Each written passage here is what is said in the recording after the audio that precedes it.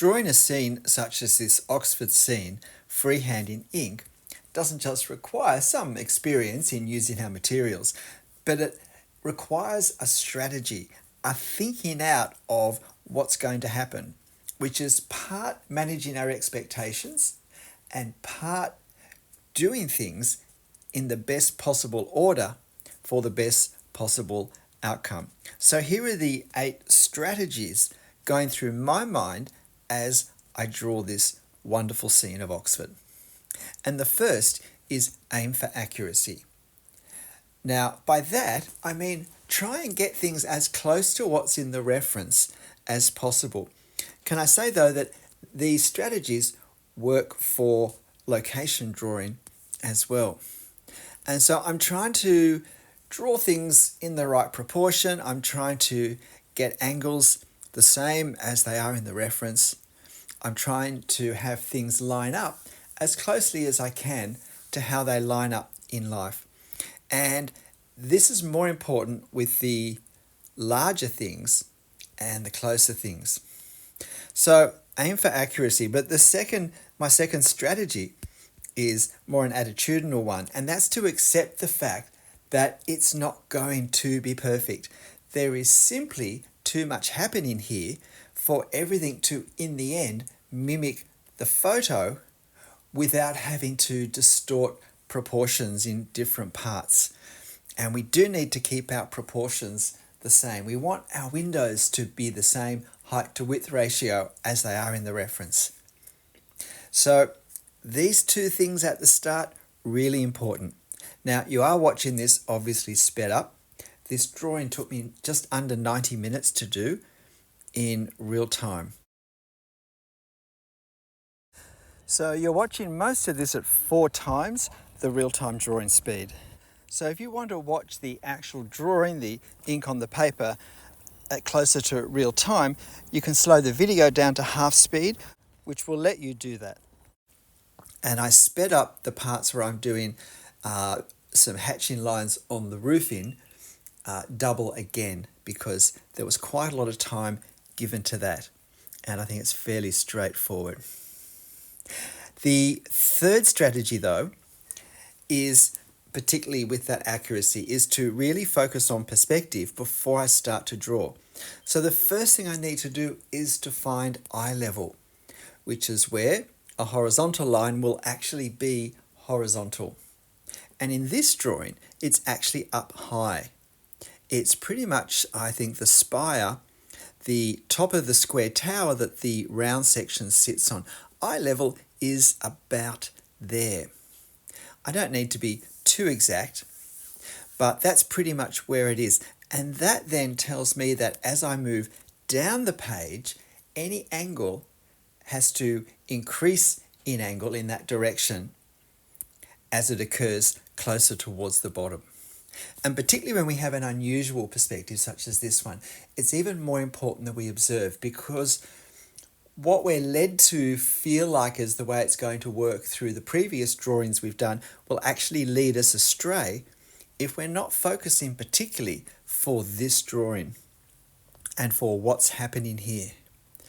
And so I pay attention to where eye level is, and then in this case I move down rather than up, and I notice just how much are the angles increasing. So again, that's an important strategy before I start to draw. So I want to get the perspective as accurate as possible. So accepting that some things won't be accurate is not something I want to do with the perspective if I can at all avoid it. Now, the fourth strategy I need to do, and again, this is an important one before I pick up the pen. Honestly, a scene such as this, half the thinking needs to be done before we pick up the pen so that we're positioned then to achieve as much success, for want of a better word, in our drawing as we might. And that's divide this scene into depths of plane. And I'm particularly thinking about what sections in terms of closest to furthest am I going to use various pens for. Because it's going to be, I think, very important to create a sense of distance in a scene where there is such a depth of plane from the roofs down the very front to the top of the low ridge in the background. And so I need to divide so I get a sense of what's going to be my closest depth of plane, and then the next furthest, and then the next one, and then the next one. And I might change pens, moving to thinner pens for each depth of plane, or I might use the same pen for several, but I might draw a little bit slower with more deliberate lines so that they end up appearing darker and wider than the next depth of plane back, where I might use the same pen but perhaps hold it at a slightly more shallow angle, draw the lines a little bit faster to give a lighter feel, and then I might switch a pen for further back. Now in this drawing I'm using a 0.4 uni pen for the very closest roofs, and then a 0.3, and then a 0.2, and then a 0.05. I actually don't have at the moment a 0.1, so I might have used that as well if I'd had it. So at this point, as you can see, I'm trying to work out the roof lines. And if you're wondering which pen I'm using at any point in time, with the uni pens, they've actually got the size down low on the barrel, and you'll be able to read it. And if you can't read it with the sped up video, just hit pause and you should be able to see exactly which pen I have. So I need to establish in my mind with the photo the depths of plane. I also need to bear in mind that I want to show more detail the closer the depth of plane is to the front. So I'm not just changing pens. I'm not just drawing lighter lines, thinner lines as I move back. I'm also drawing less detail, though I have to take into account when there's actually more detail in a further back plane than in a closer one. So sometimes it's not as simple as just simplifying more and more as we go back. We're sometimes juggling several factors there. And then I'm also wanting to adjust values as well, the lights and darks. Now, there aren't a huge number of shadows in this, but there is some variation of colour.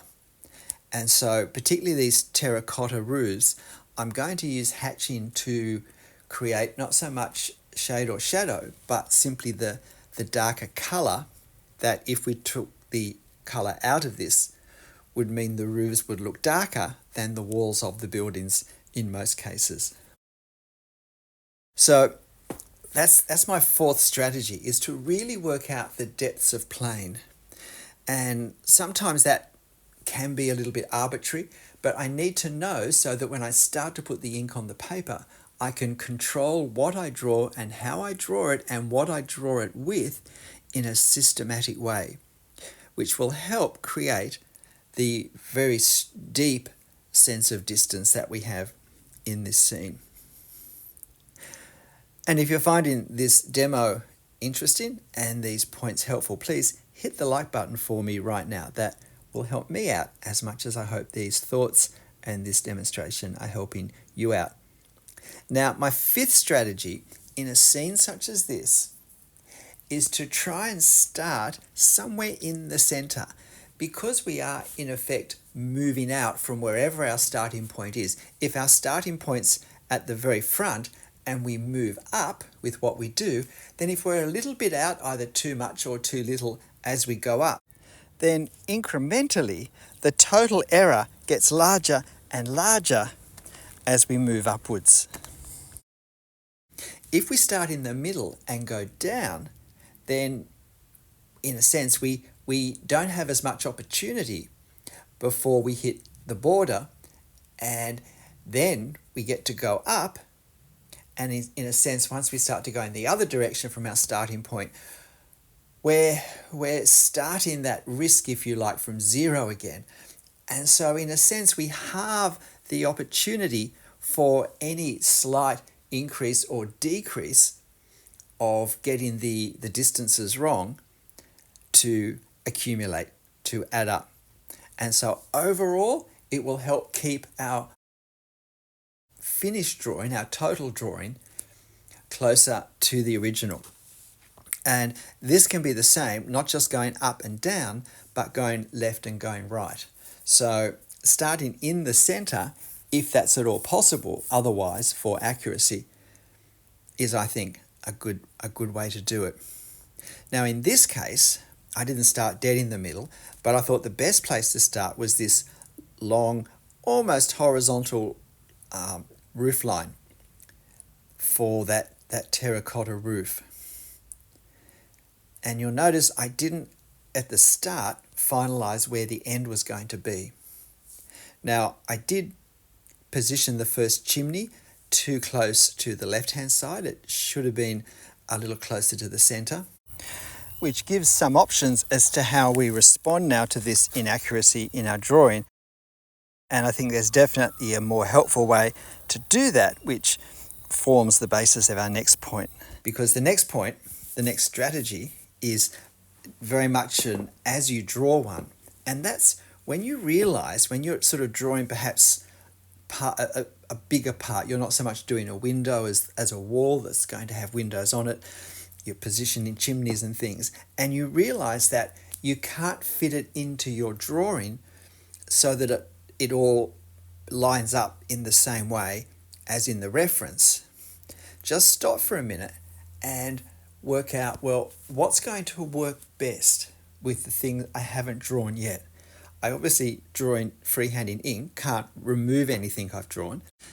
So the fact that that chimney is too far to the left means that the, if you like, the silhouette edge of the top of that roof, that the building on the other side of the courtyard visually meets, isn't going to line up in the same way. The details of the facade, those windows, aren't going to line up on each side of the chimney the way it is in the reference, because the chimney's in a different place in relation to the facade. So this is where I need to look and work out, okay, what am I doing? And in this case, I adjust what we see of the facade according to the chimney being here.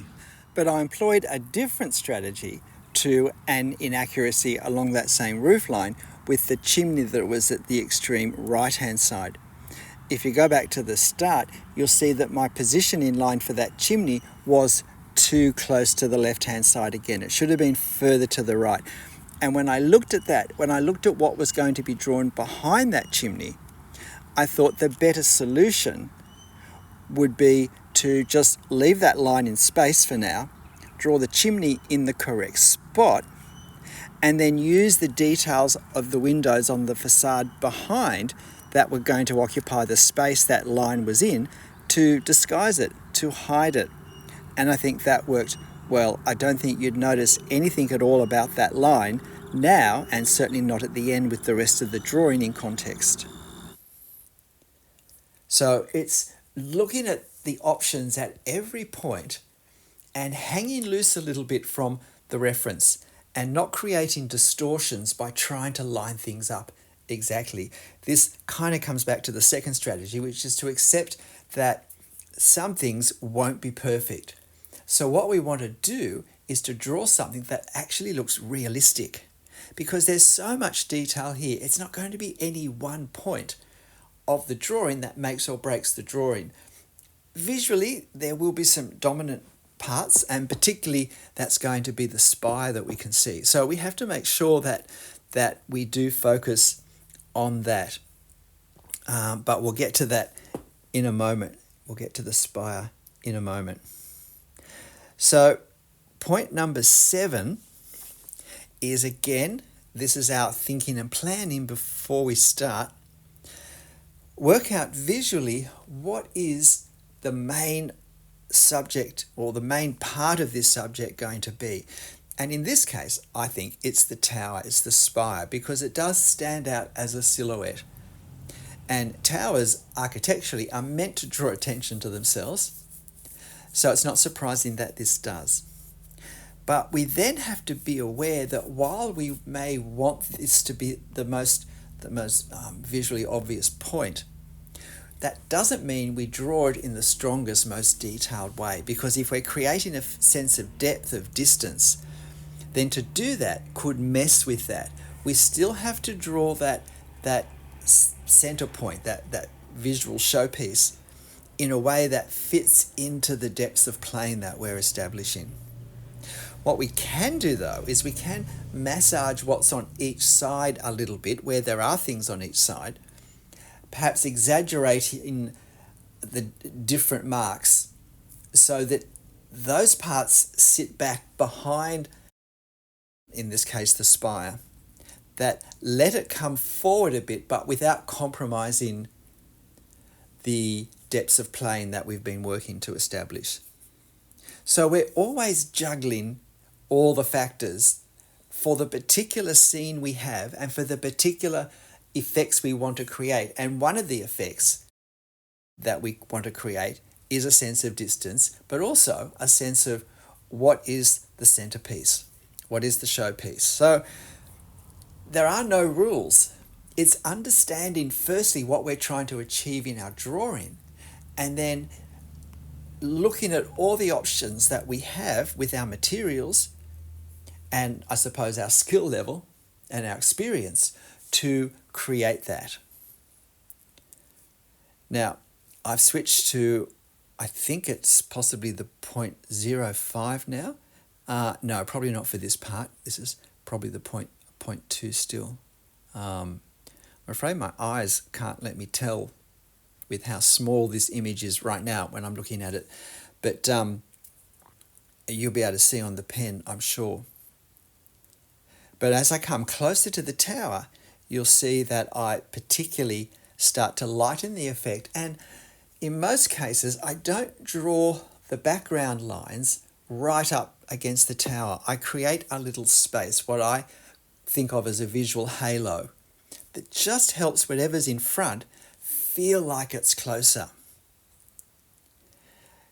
But I really create that sense by exaggerating the sense of being behind for the things that are behind, because we read how something looks according to what's around it just as much as how we've drawn the actual main object.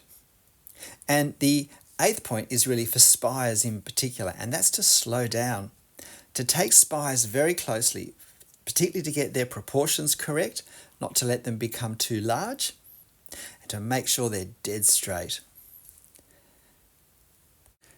G'day, I'm Stephen Travers. If you'd like to have a go drawing this Oxford scene, you'll find this reference photo on my channel community page. So why not have a go, or why not just choose a part of it to have a go and see how you go putting some of these principles into practice. With a scene such as this, it's not so much the actual skills we need to draw any one part of it that's any different to what we're doing already, but it's a strategy to enable to draw this much complexity with coherence for whatever aim we want for our drawing. That's the challenge. It's the thinking we do beforehand. But look, in the end, whatever you draw, however you draw it, whatever strategy you do or don't use, make sure you have fun. I'll see you next time. Bye.